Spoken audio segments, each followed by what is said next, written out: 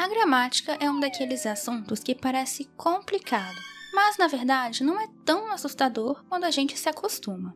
Algumas regrinhas básicas, se dominadas, podem fazer toda a diferença na maneira como escrevemos e falamos.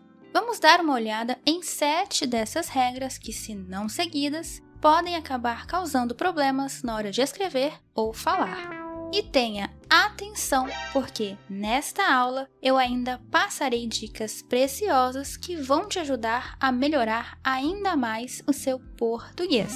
Fique até o final, porque com certeza essas dicas vão transformar sua comunicação. Você está no canal Português Sem Enrolação. Eu sou a professora Liz e é um prazer ajudar. Regra número 7. O verbo haver. O verbo haver é um daqueles pontos que, se você não prestar atenção, pode escorregar muito feio. E não é por acaso que muitos professores dedicam um bom tempo a ele. Quando o verbo haver tem o sentido de existir, acontecer ou ocorrer, ele nunca mesmo vai ser flexionado. Isso é uma regra que não tem como escapar. Por exemplo, em frases como houve problemas na reunião ou houve muitas dúvidas, o verbo permanece no singular. Então, se o verbo haver estiver com esse significado de existência ou ocorrência, lembre-se, ele fica no singular, sempre. Exemplos: houve muitas perguntas na palestra. Houve grandes mudanças no projeto. Houve um atraso na entrega. A forma houveram está fora de questão nesse tipo de construção, ok? Vamos para a próxima. Regra número 6. Crase. A crase. Ela é uma das campeãs de dúvidas. A verdade é que o uso da crase não é tão complicado quanto parece, mas requer um pouco de prática. A crase é a fusão de duas vogais idênticas, a preposição a mais o artigo feminino a. Então, para saber se vai crase, primeiro veja se a palavra que segue o a é feminina e depois tente substituir a palavra feminina por uma masculina. Se o resultado for ao, com crase na versão feminina, vai dar certo. Exemplo: vou à escola. Está certo, porque a versão masculina seria ao colégio. Ao, tá vendo? Agora, não vai crase diante de substantivos no plural, como em gosto de ir a praças para pensar. Praças está no plural. Ou palavras masculinas, como em vou a pé. Pé é uma palavra masculina. Detalhe, é vou a pé, não vou de a pé, viu? A crase tem outras regrinhas? Tem. Vou deixar a aula completa no card e na descrição para você conferir, porque é muito importante, ok? Os 4 porquês. Essa é uma daquelas confusões clássicas e, ao mesmo tempo, é algo que todo mundo tem que entender bem, porque o uso correto faz uma diferença, viu? A palavra porquê separada é usada quando temos uma pergunta ou quando pode ser substituída por qual motivo. Exemplo: por que você não veio? O porquê junto é uma explicação. Não vim porque estava chovendo. Já porquê separado e com acento é usado no final de perguntas. Você não veio por quê? E o porquê junto e com acento é um substantivo que equivale a motivo. Quero entender o porquê de sua ausência. Concordância verbal e nominal. A concordância verbal é basicamente o acordo que o verbo faz com o sujeito da frase. Isso significa que o verbo precisa mudar sua forma para combinar com um número, singular ou plural, e a pessoa do sujeito, primeira, segunda ou terceira. Em outras palavras, se o sujeito é singular, o verbo vai ficar no singular. Se o sujeito é plural, o verbo também vai para o plural. Essa adaptação entre sujeito e verbo é o que chamamos de concordância. O básico é que o sujeito da frase manda no verbo. Se é plural, o verbo também vai para o plural. as crianças dançam e não as crianças dança, entendeu? Na concordância nominal, o que precisa ser ajustado é o gênero masculino ou feminino e o número singular ou plural, mas desta vez em relação ao substantivo, ou seja, as palavras que acompanham ou descrevem o substantivo, como adjetivos, pronomes, numerais e artigos. Eles devem concordar com ele. Se o substantivo é feminino e plural, por exemplo, os termos que o modificam também precisam estar no feminino e no plural, garantindo essa harmonia na frase. Os meninos estudiosos, plural masculino, e as meninas estudiosas, plural feminino. Simples? Pode parecer, mas é fácil errar, principalmente em frases mais longas. Regra número 3. Uso correto de onde e aonde. Aqui está uma regra que gera muita confusão, mas que é fundamental entender. Onde é usado para indicar um lugar fixo, algo estático. Já aonde envolve movimento, a ideia de ir para algum lugar. Por exemplo, onde você está? Faz sentido, porque a pessoa está em um lugar específico, um lugar fixo. Mas se você disser aonde você está, aí no caso está errado, porque não há movimento. Agora, se a pergunta for aonde você vai? Aí sim faz sentido, porque estamos falando de ir para algum lugar. Dominar essa diferença mostra que você tem um bom domínio da língua. Regra número 2. Uso do mas e mais. Se existe uma troca comum, é a confusão entre mas e mais. Mas é uma conjunção que indica contraste, oposição.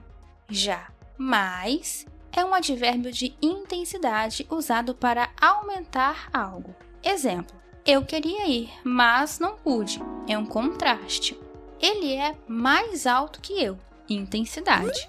Acentuação. E aqui chegamos à regra que é muito importante quando falamos de uma escrita formal e cuidadosa. Os ditongos abertos, agora, só recebem acento quando são monossílabos ou oxítonos. Exemplos disso são palavras como céu e anéis. No entanto, nas paroxítonas, o acento desapareceu de vez. Assim, palavras que antes eram escritas como ideia, com acento, heróico com acento e jiboia com acento também, passaram a ser sem acento.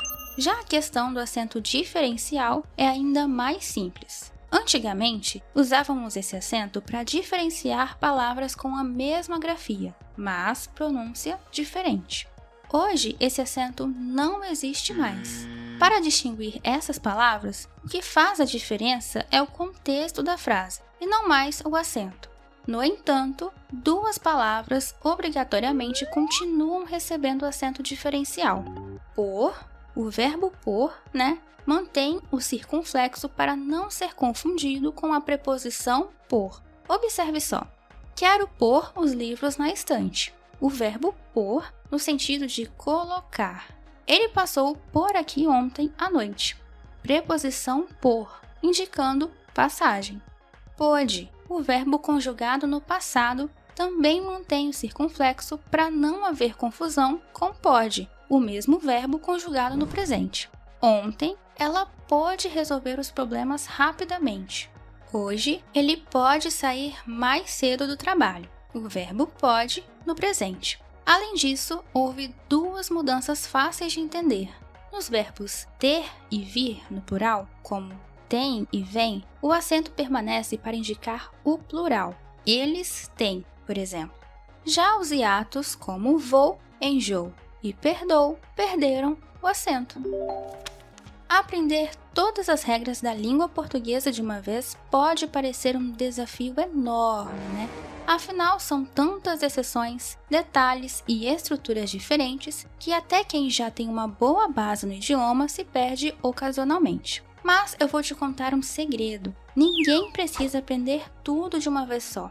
O mais importante é começar com calma e adquirir conhecimento aos poucos. Dessa forma, o aprendizado se torna mais natural sem aquele peso de preciso decorar tudo de uma vez. E o melhor, com o tempo, você perceberá que seu domínio ficará cada vez mais sólido.